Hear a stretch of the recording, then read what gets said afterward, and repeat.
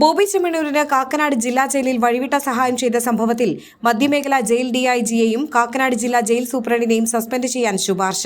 Jail ആസ്ഥാനത്തെ DIG സമർപ്പിച്ച അന്വേഷണ റിപ്പോർട്ടിലാണ് 2 ഉദ്യോഗസ്ഥർക്കെതിരെയും കർശന നടപടിക്ക് ശുപാർശ ചെയ്തത്. റിപ്പോർട്ടിന്മേൽ ആഭ്യന്തര സെക്രട്ടറിയാകും നടപടി സ്വീകരിക്കുക. കാക്കനാട് ജില്ലാ ജയിലിൽ ബോബി ചെമ്മണ്ണൂർ റിമാൻഡിൽ കഴിയുമ്പോഴാണ് മധ്യമേഖലാ jail DIG P Ajaykumar Boby ചെമ്മണ്ണൂരിന്റെ സുഹൃത്തുക്കളുമായി ജയിലിലെത്തിയത്. ജയിൽ ചട്ടങ്ങൾ പാലിക്കാതെ ബോബി ചെമ്മണ്ണൂരുമായി 2 മണിക്കൂറിലധികം സമയം ചെലവഴിക്കാൻ ഇവർക്ക് അവസരം നൽകിയിരുന്നു. സൂപ്രണ്ടിന്റെ മുറിയിൽ ബോബി ചെമ്മണ്ണൂരിനെ വിളിച്ചു വരുത്തുകയും ജയിലിലെ പ്രോപ്പർട്ടി രജിസ്റ്ററിൽ തിരുത്തൽ വരുത്തുകയും ചെയ്തുവെന്നും ഡിഐജിയുടെ അന്വേഷണത്തിൽ കണ്ടെത്തിയിരുന്നു. അനധികൃതമായ ആളുകളെ ജയിലിലെത്തിച്ചതിൽ വീഴ്ച സംഭവിച്ചുവെന്നും അന്വേഷണത്തിൽ കണ്ടെത്തിയിട്ടുണ്ട്. ഡിഐജിക്കെതിരെ ജയിൽ സൂപ്രണ്ട് ഒഴികെയുള്ള ജീവനക്കാർ മൊഴി നൽകുകയും ചെയ്തു. ഈ അന്വേഷണത്തിന്റെ അടിസ്ഥാനത്തിലാണ് ജയിൽ സൂപ്രണ്ട് രാജു ഇബ്രഹാം, മധ്യമേഖലാ ജയിൽ ഡിഐജി പി അജയ്കുമാർ എന്നിവരെ സസ്പെൻഡ് ചെയ്യാൻ റിപ്പോർട്ട് നൽകിയത്. ഈ റിപ്പോർട്ടിന്മേൽ ആഭ്യന്തര വകുപ്പ് സെക്രട്ടറിയാകും നടപടി സ്വീകരിക്കുക.